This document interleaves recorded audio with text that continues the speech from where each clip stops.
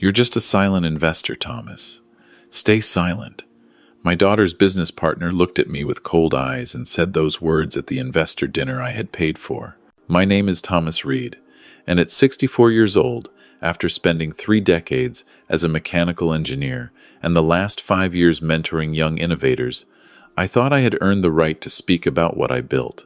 But apparently, in Marcus Chen's world, money was the only currency that mattered, and once you handed it over, you had no voice left. I should have seen it coming. The signs were there from the moment Emily brought him home to our family cabin in Muskoka that first summer. It was June 2023, and I was sitting on the dock, working on a prototype for a water filtration system I was developing for my late wife's foundation. The foundation, that was another story for another time. "Dad, this is Marcus," Emily said, her voice carrying that particular brightness that told me she was nervous about my reaction. "He's the one I've been telling you about, my new business partner."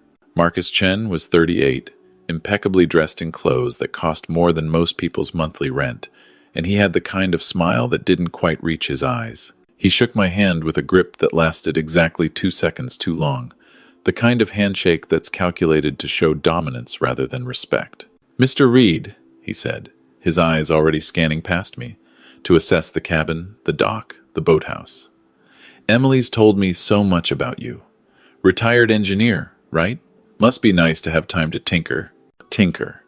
He made 40 years of innovation sound like a hobby. "I keep busy," I said, pulling my hand back. "Emily mentioned you two are starting a company together." "Green technology," she said. "Oh, it's much more than that," Marcus said, finally looking at me directly. "We're revolutionizing sustainable energy storage. Emily's got the environmental science background, and I bring the business expertise. Though, of course, we'll need significant capital investment to get to market." There it was. We hadn't been talking for 3 minutes, and he was already assessing my net worth.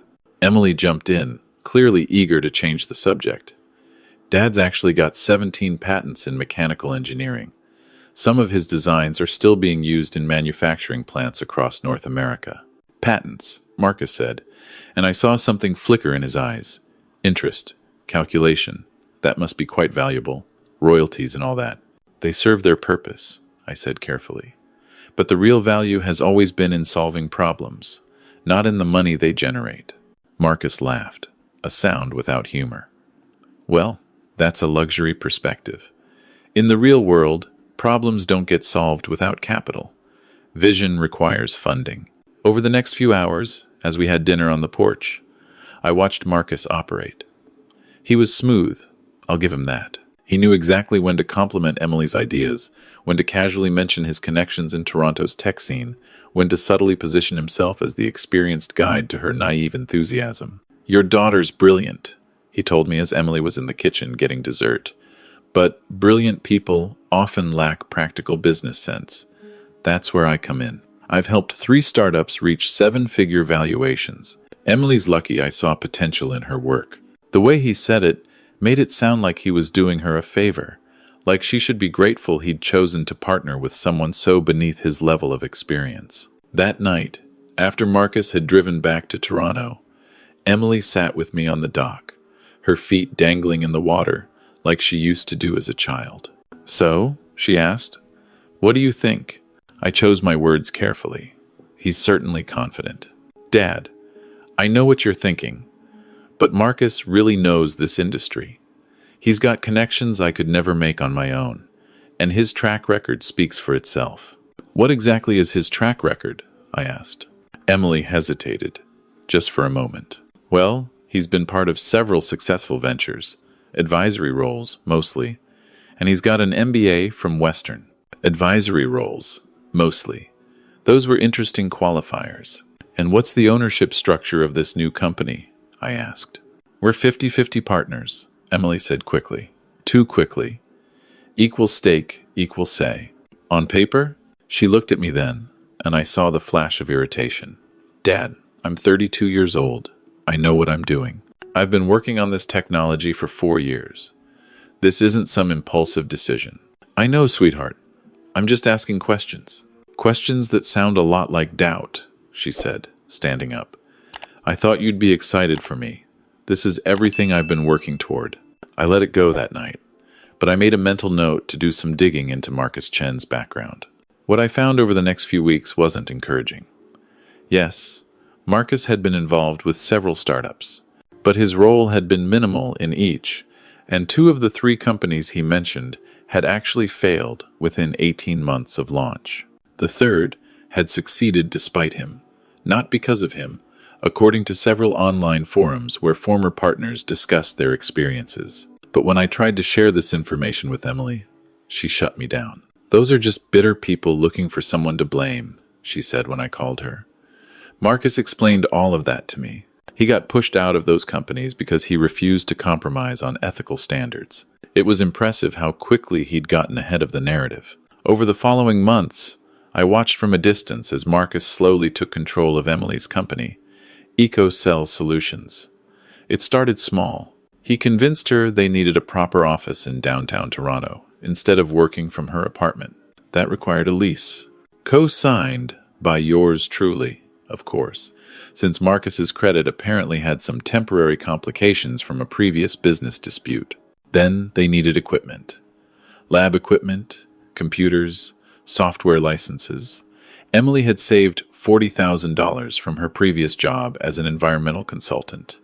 It was gone in 6 weeks. "Dad, I know this seems like a lot," she said when she called asking for my help with the next round of expenses. "But Marcus says this is normal for a startup. You have to spend money to make money." "How much are we talking about?" $60,000. For the prototype development and initial testing, Marcus has a contact at a manufacturing facility who can fast-track our production timeline, but we need to pay up front. I felt something cold settle in my stomach. And Marcus is contributing how much to this $60,000? Silence on the other end of the line. "Emily? He's contributing his expertise and his network, Dad. That's worth more than money. He's the one who's going to get us in front of investors." "Your technology is what will get you in front of investors," I said. "Your 4 years of research, your innovations. What exactly has Marcus contributed besides opinions and connections he hasn't actually delivered on yet?" "I can't believe you're being like this," Emily said, her voice tight with anger. "Mom would have supported me." And there it was. The nuclear option, bringing up Catherine. My wife had died 3 years earlier, and Emily knew exactly how much I missed her counsel in moments like these. Catherine had always been better at navigating Emily's stubborn streaks, at finding the right words that got through without triggering defensiveness. "Your mother would have asked the same questions I'm asking," I said quietly. "She would have wanted to make sure you were protected." "I don't need protection. I need support. But if you can't give me that, then I guess I know where we stand." She hung up before I could respond. I gave her the $60,000. What choice did I have? She was my daughter, and I wasn't going to let her fail because I withheld help. But I also did something else. I called my lawyer, David Okonkwo, who'd been handling my patents and my late wife's foundation for years. "David, I need you to look into something for me," I said. "I want to know the exact legal structure of EcoCell Solutions. Who owns what? Who has signing authority? And what protections exist for intellectual property?" What David found made me realize I hadn't been worried enough. Marcus had structured the company so that while Emily nominally owned 50% of shares, he had sole signing authority for major decisions to streamline operations. More concerning, the patents Emily was filing for her technology were being filed under the company name, not her personal name, which meant Marcus could theoretically claim ownership of her work if the partnership dissolved. "Thomas," David said carefully when we met at his office in downtown Ottawa, "I don't want to overstep, but this setup is problematic. Your daughter has essentially given away control of her own innovations. Can we fix it? Not without Marcus agreeing to restructure, which, given what you've told me about him, seems unlikely." David leaned back in his chair, his dark eyes serious behind his glasses. "But there are things we can do to protect your investments and ensure Emily has options if things go south." We spent the next 2 hours working through possibilities. By the time I left David's office, I had a plan. It wasn't a plan I hoped to use, but I'd learned a long time ago that hope wasn't a strategy. The real trouble started 6 months later, In January 2024, Emily called me on a Tuesday evening, her voice strained. "Dad, I need to ask you something, and I need you to not judge." My heart sank. "What is it?" "Marcus and I are organizing an investor showcase event. It's our big opportunity to secure Series A funding. But the venue wants $25,000 up front, and our business account it's tied up in inventory right now." "Tied up how?" "Marcus made some forward purchases on manufacturing components. He says it's strategic, getting ahead of price increases." "Without consulting you?" "He has signing authority, Dad. We agreed to that so we could move quickly on opportunities." Yes, they had agreed to that. And now Marcus was making unilateral decisions with company funds, leaving Emily scrambling to cover basic operational expenses. "How much have you personally put into this company now?" I asked. Another long silence. "Emily, about $120,000 if you count everything. My savings, the money you gave us, a small business loan I took out." "A loan?" She'd gone into debt for this. "And how much has Marcus contributed?" "His network is his contribution." "Dad, please. I just need help with this one expense. And then we'll have investors and everything will be fine." I thought about saying no. I thought about telling her this was exactly the kind of escalating commitment that destroyed people financially. But then I thought about Catherine, about how she would have wanted me to support our daughter even when she was making mistakes. "I'll pay for the venue," I said. "But I'm attending this showcase event. As an investor, I have that right." "Of course," Emily said, relief flooding her voice. "Thank you, Dad. You won't regret this." The showcase event was scheduled for March 15th at a hotel conference center in Toronto. As the date approached, Emily called me several more times with additional essential expenses. New presentation materials, $3,000. Professional photography and videography, $5,500. Catering upgrades, because first impressions matter to institutional investors, another $8,000. Each time, I paid. And each time, I asked the same question. How much is Marcus contributing to these expenses? Each time, Emily had a reason why Marcus's contribution was in the form of sweat equity or relationship capital, or some other intangible that couldn't be measured in dollars. By the time March 15th arrived, I had invested over $140,000 into EcoCell solutions.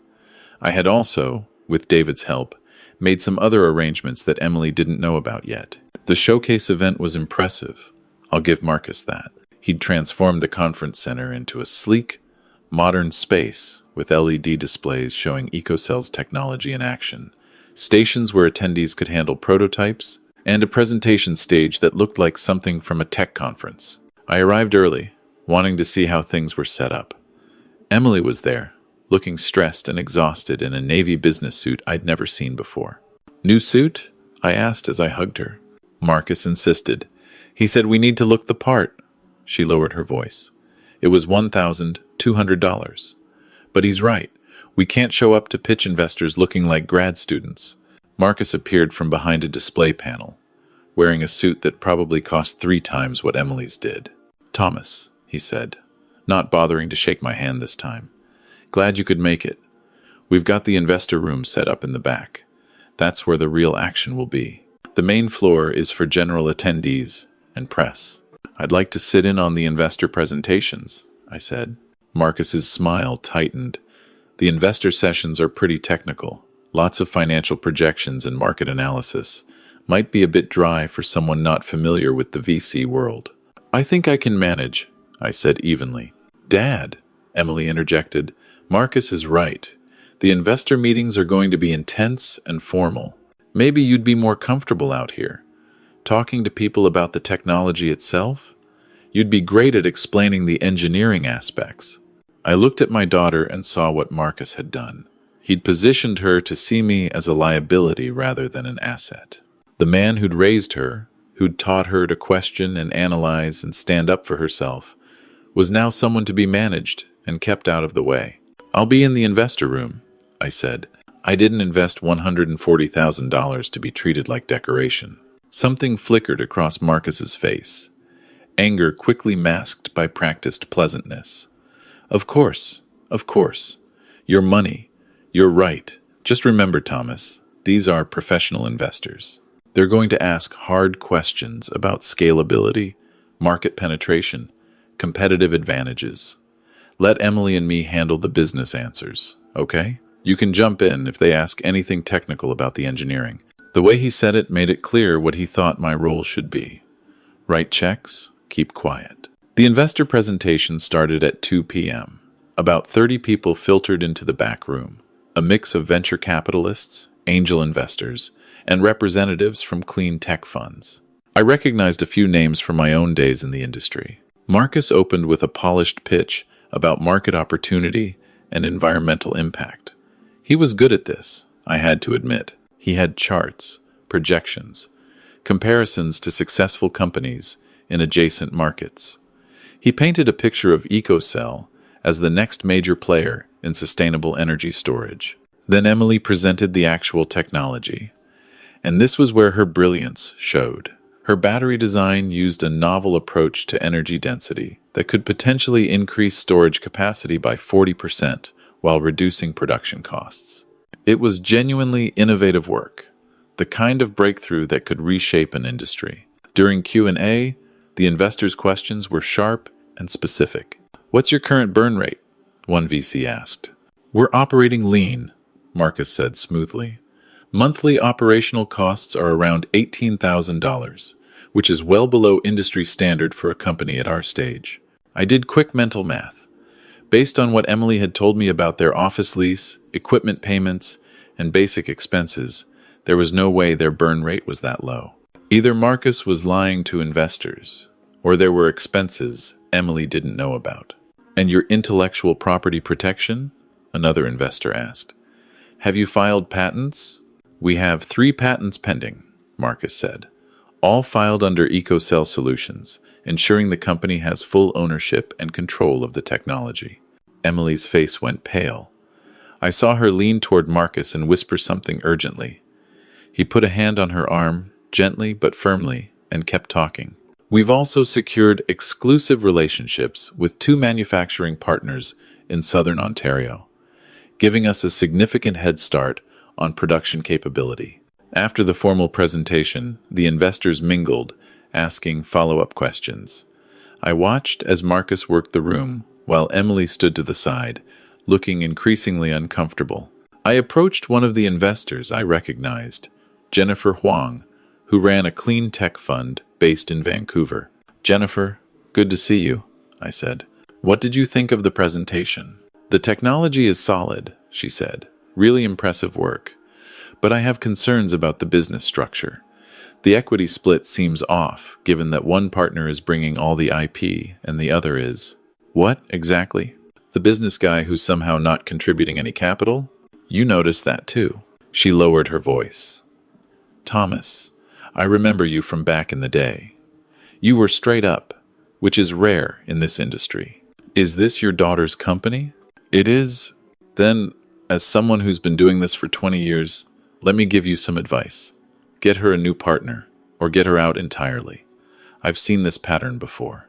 The technical founder does all the real work, while the business expert rides their coattails and ends up controlling everything.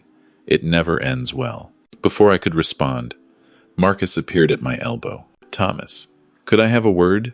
In private?" We stepped into a small side room off the main conference area. Marcus closed the door behind us. "I need you to understand something," he said, dropping the pleasant facade entirely. "This is my show, mine and Emily's. You're just a silent investor. That means you write checks and stay silent. You don't question my strategy. You don't undermine my presentation. And you definitely don't chat up investors trying to dig for information." I wasn't digging for anything. "Jennifer Huang is an old colleague." "Right. And I'm sure you were just making small talk, not asking her what she thought about the equity structure or my contribution to the company." So he'd been watching, or someone had reported back to him. "Marcus, I'm Emily's father. I have a right to be concerned about her interests. You have a right to collect returns on your investment if we succeed. That's it. This is Emily's company, and she's chosen me as her partner. If you can't respect that, then maybe you need to reconsider your involvement entirely. He opened the door, clearly dismissing me. I walked back into the main room, my mind racing. I found Emily by the display panels, talking to a couple of potential customers. When they left, I pulled her aside. "We need to talk about the patents," I said quietly. "Dad, not now." "Emily, you said the patents were filed in your name. Marcus just told those investors they're filed under the company name, which means—" "I know what it means," she said sharply. "We made that decision together. It protects the company. It protects Marcus. If this partnership dissolves, you lose ownership of your own work. Why would the partnership dissolve? God, why can you not just be happy for me?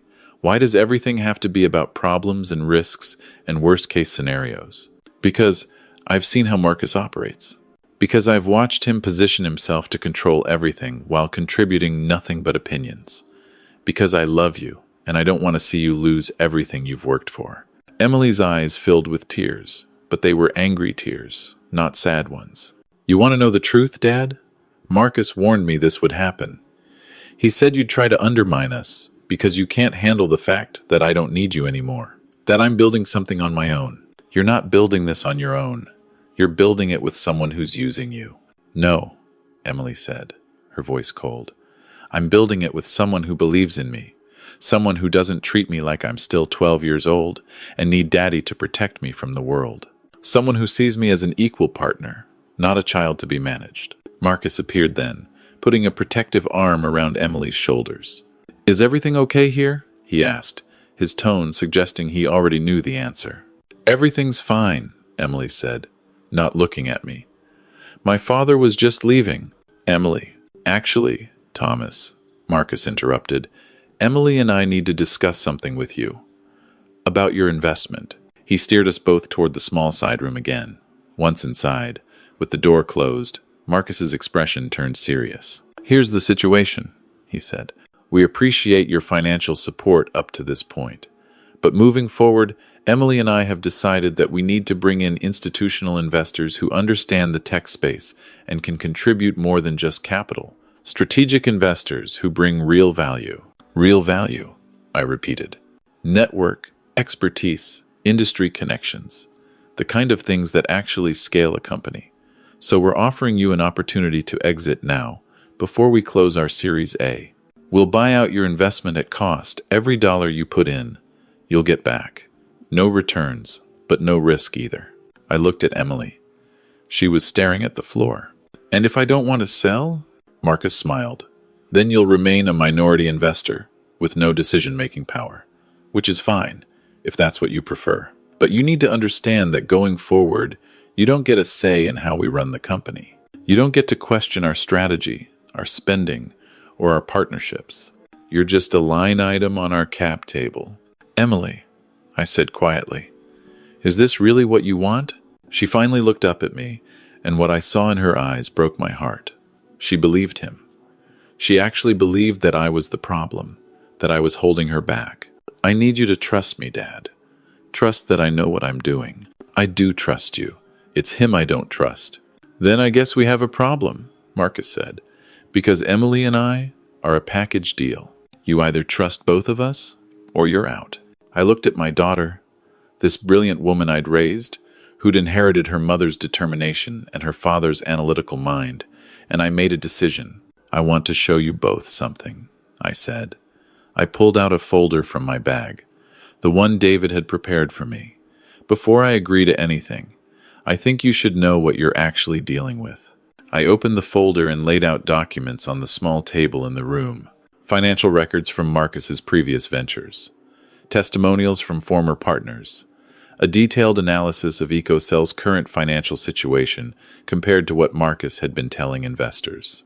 "Marcus has been inflating expenses and siphoning money into personal accounts," I said. "The burn rate he quoted today? It's a lie. Your actual monthly costs are closer to $32,000, and most of that is going to consulting fees that Marcus pays to himself." Emily grabbed the documents, reading quickly. I watched the color drain from her face. "You also need to know that the manufacturing partnerships Marcus mentioned, they don't exist." I called both companies, he listed. Neither one has a contract with EcoCell. This is bullshit, Marcus said, his voice tight. You're making accusations you can't prove. I can prove all of it. I've been documenting everything for months. And there's more. I pulled out another set of documents. David Okonkwo, my lawyer, has been working on restructuring options. Emily, your patents can be refiled in your personal name if we act now. You can protect your intellectual property before Marcus tries to claim ownership. Marcus stepped toward me, aggressive. You need to leave. Now. Or what? You'll call security? This is an event I paid for, Marcus. $25,000 for the venue. Remember? Plus another $16,500 for all the essential extras you convinced Emily she needed. Dad, Emily said, her voice shaking as she looked through the papers. These consulting fees. Marcus, you said the company account was tied up in inventory. I can explain all of this, Marcus said quickly. Your father's been working with someone to create a false narrative. These documents are manipulated. They're bank records, I said, with official stamps. David subpoenaed them as part of protecting my investment. Emily looked between us, and I could see her trying to process everything. This was the moment. Either she would see the truth, or Marcus's manipulation would prove stronger than facts. I need air, she said suddenly, pushing past both of us out of the room. Marcus turned to me, and all pretense of civility dropped away. You self-righteous bastard, he said quietly. You couldn't stand seeing her succeed without you. Had to sabotage everything. I'm trying to save her from a con artist. A con artist? I built this opportunity for her. I made her vision marketable. Without me, she'd still be working some dead-end consulting job, dreaming about changing the world but never actually doing it. Without you, she'd own her own company and her own work. Marcus laughed, a harsh sound. You know what your problem is, Thomas? You think money buys you control. You think because you wrote some checks, you get to dictate how this plays out. But Emily's an adult. She makes her own choices. And she chose me. She chose you because you manipulated her. You isolated her from anyone who might question you. You made her think that asking for help was weakness and that I was the enemy. I opened her eyes to the fact that you're a control freak who can't let go. And now she sees it too. He walked toward the door, then paused. Enjoy your folder of documents, Thomas, because that's all you have left. Emily's made her choice, and it isn't you. He left the room. I stood there, holding the documents, feeling the weight of the last year settle on my shoulders. I found Emily outside, sitting on a bench in the hotel's courtyard. She had her face in her hands. I sat down next to her, not speaking at first. Is it true? She finally asked. All of it? Yes. The consulting fees, the fake partnerships, the inflated expenses. Yes. She was quiet for a long moment. Mom died 3 years ago, she said suddenly, and I felt like I was drowning. Everything reminded me of her. Every project I worked on, I'd think about how she'd never see it finished, how she'd never know if I succeeded. I know, sweetheart. And then Marcus showed up, and he made me feel like maybe I could do something that mattered, something big enough that it would have made her proud. He made me feel like I wasn't just treading water anymore. You don't need Marcus for that. You never did. But I needed someone to believe in me. And you were always so cautious, always asking questions, pointing out risks. It felt like you didn't think I could do it. I was cautious because I've seen too many people get hurt by someone like Marcus. Not because I doubted you. Emily wiped her eyes. I've been so stupid. You've been hopeful. That's not the same thing as stupid. I invested everything, Dad. Everything I had. And I took on debt. If the company fails now, I'm ruined. I reached into my bag and pulled out one more document, the one I'd hoped I wouldn't need to use. When you first started EcoCell, I set up a trust through Mom's foundation. It's been funding grants for young engineers and inventors, people starting out who need support to develop their ideas. The foundation has been looking for a promising project to make a significant investment in, something that aligns with Mom's values about sustainability and innovation. I handed Emily the document. The foundation wants to invest $500,000 in EcoCell solutions. But there are conditions. The company has to be restructured. The patents have to be in your name. And Marcus has to be bought out of his partnership. Emily stared at the paper. Why didn't you tell me about this before? Because I needed you to see Marcus for what he is. If I'd just offered money to solve the problem, you would have thought I was trying to buy you out of a relationship, and Marcus would have spun it to make me the villain. You had to see the truth on your own. The foundation, that's Mom's legacy. You'd really use it for this? Your mother's legacy is you, Emily. The foundation is just money, and like I've always said, money is meaningless if it doesn't serve a purpose that matters. She was crying again, but different tears this time. What if the investors today decide not to fund us after this mess? Then we find other investors, or we bootstrap growth with the foundation money, or we pivot the business model. There are always options when you're starting from a foundation of truth instead of manipulation. Marcus is going to fight this. Let him. David's already prepared buyout papers. Marcus can take a settlement for his shares, or we can go to court with evidence of fraud. His choice. Emily leaned against me, like she used to do when she was young and overwhelmed by some problem that seemed impossible. I'm sorry, she whispered. I said such awful things to you. You were being manipulated by someone skilled at manipulation. That's not your fault. I compared you to Mom. I said she would have supported me. She would have. And then she would have asked the same questions I asked. And when she got the same non-answers, she would have investigated just like I did. Your mother was supportive, but she wasn't a fool. We sat there for a while, watching the early evening light fade over Toronto's skyline. What happens now? Emily asked. Now we go back in there, and you tell Marcus the partnership is over. David's in there right now, actually, waiting to present the buyout offer. And then we start rebuilding EcoCell the right way. Your company, your vision, your control. I'm scared. Good. Fear means you understand the stakes, but fear doesn't mean you stop.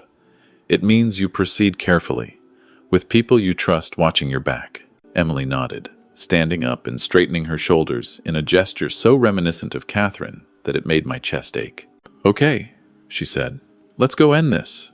When we walked back into the conference center, Marcus was holding court with a group of investors, no doubt spinning some version of events that painted him as the victim of a controlling father-in-law. David Okonkwo was waiting near the investor room, briefcase in hand. When he saw us, he nodded. Emily walked straight up to Marcus. We need to talk, she said, privately. Now. Something in her tone made Marcus's smile falter. He excused himself from the investors and followed Emily into the side room. I stayed outside with David. Through the closed door, I could hear raised voices. Marcus's practiced charm had evaporated, replaced by anger and accusation. Emily's voice remained steady, though I could hear the strain in it. 15 minutes later, the door opened. Emily walked out first, her face pale but composed. Marcus followed, looking like a man who just realized his game was over.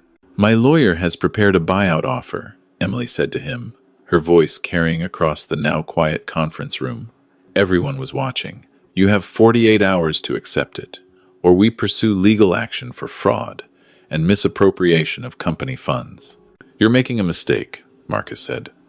Without me, without you, I have my company, my technology, and my integrity, Emily interrupted. With you, I have debt, lies, and a partner who views me as a resource to exploit. The choice is pretty clear. Marcus looked at me then, real hatred in his eyes. This is your doing, he said. You couldn't stand to see her independent. No, Emily said firmly. This is my doing.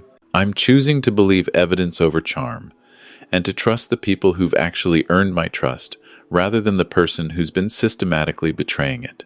Marcus opened his mouth to respond, then seemed to realize there was nothing left to say. He grabbed his coat from a chair and walked out, his expensive shoes echoing on the polished floor. The remaining investors and attendees started to disperse, murmuring among themselves. Jennifer Huang approached Emily with a business card. Call me next week, she said. I'd like to hear your pitch again, without the dead weight. That technology deserves proper backing. After everyone had left and the hotel staff was breaking down the displays, Emily and I sat in the empty conference room. I lost a whole year, she said. A year of development time, money, momentum, all because I was too proud to listen. You didn't lose a year. You learned something invaluable. Now you know how to spot a manipulator. You know how to protect yourself legally. You know the difference between a partner and a parasite. That's worth more than a year of clean development. Mom would have seen through him immediately, wouldn't she? Probably. Your mother had a radar for bullshit that was truly impressive. Emily laughed, a sound that was half sob. Tell me something about her. Something I don't know. I thought for a moment. When we first started the foundation after she died, I wanted to call it the Catherine Reed Foundation. Straightforward, dignified. But your mother had left instructions in her will. She wanted it called the Second Chances Foundation, because she believed everyone deserved a second chance to get things right, even when they'd messed up spectacularly the first time. I never knew that. She also left instructions that if you ever needed help, the foundation should be there for you. Not to enable you, but to support you in doing things the right way. She knew you'd hit obstacles. She knew you'd probably trust the wrong person at some point, because you inherited her tendency to see the best in people. But she also knew you'd figure it out eventually, because you inherited my stubbornness. Emily smiled through her tears. Best and worst of both of you. The very best of both of us, I corrected. Over the next 3 months, we rebuilt EcoCell Solutions. Marcus took the buyout after David made it clear the alternative was a lengthy court case he would lose. The patents were refiled in Emily's name. The foundation's investment allowed Emily to hire a proper team, including a CFO who actually understood financial management, and a business development person who had real industry connections, not imaginary ones. The restructured company attracted the attention of several major investors, including Jennifer Huang's fund. By June, EcoCell had closed a Series A round of $3.2 million. Emily insisted on paying back every dollar I'd personally invested, with interest. I invested it right back into the foundation, with a note that it was specifically designated for supporting young entrepreneurs who'd been burned by bad partnerships. On what would have been Catherine's 62nd birthday, Emily and I scattered flowers on the lake at the Muskoka cabin. It was a tradition we'd started after she died. You know what I realized? Emily said as we stood on the dock. Marcus was right about one thing. I did need to become independent from you. But independence doesn't mean cutting off the people who love you. It means learning to distinguish between help and control, between support and enabling, between caring and manipulating. That's a hard distinction to learn. Yeah, but worth learning. She paused, and I realized something else. You weren't trying to protect me from failure. You were trying to protect me from being exploited while failing. There's a difference. A big difference. Mom's letter said everyone deserves a second chance. Do I get one? With you? I pulled her into a hug. You never needed a second chance with me, Em. You always had my support, even when you couldn't see it. We stood there as the sun set over the lake, and I thought about Catherine, about how she'd always insisted that the best inheritance we could leave Emily wasn't money or property, but the wisdom to know when to accept help and the strength to walk away from those who pretended to offer it. Marcus had taught Emily what manipulation looked like, and in a twisted way, that was valuable. But I'd taught her what real support looked like, the kind that asks hard questions, that respects you enough to let you fail, but cares enough to make sure you're failing for the right reasons, with the right people. Money is easy to replace. Trust, once broken, takes years to rebuild. And family, real family, is the thing that remains when everything else falls apart. Emily's company went on to successfully launch its battery technology. The foundation continued to support young entrepreneurs, and Marcus Chen presumably moved on to his next target. But on that dock, in that moment, what mattered was that my daughter had learned the most important lesson anyone can learn. The difference between someone who wants to use you and someone who wants to see you succeed, even if it took $140,000 and a year of heartbreak to learn it.